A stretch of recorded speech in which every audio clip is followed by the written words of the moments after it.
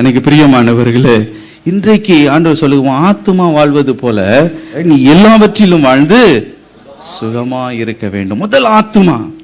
ஆத்துமா எந்த விதத்திலையும் இந்த செல்வம் கில்வம் அப்படி இப்படின்னு எங்கேயும் போய் என்ன ஆயிடக்கூடாது. உலகத்தையே நீ ஆதாயப்படுத்தி ஆத்மாவை நஷ்டம் பண்ணி போட்டீங்கன்னா என்ன லாபம்? அது ஆண்டு முதல் ஆத்மாவை பார்ப்பாரு. இந்த ஆத்துமா நல்லா செழிக்குது, எனக்குள்ள செழிக்குது, தேவ வார்த்தையில செழிக்குது, அபிஷேகத்துல செழிக்குது அப்படின்னா சரி, ஆத்துமா வாழ்வது போல எல்லாவற்றிலும் வாழ்ந்திருக்கட்டும் அப்படின்னு ஆண்டு ஆசீர்வாதத்தை ரிலீஸ் பண்ணிடுவார். அல்லேலூயா. எனக்கு பிரியமானவர்களே, ஆண்டவர் கொடுக்கிற ஆசீர்வாதம் என்னன்னா, இந்த பூமியில நமக்கு நீடிய ஆயுளை கூட்டி கொடுக்கிறார். நான் ஆண்டவருக்கு பயந்து நடப்பேன், அவருக்கு பிரியமா நான் நடப்பேன் நீங்க சொல்லுவீங்கன்னா உங்க ஆயுசு நாட்கள் ஆண்டவர் கூட்டி கொடுக்க ஆயத்தமாக இருக்கிறார்.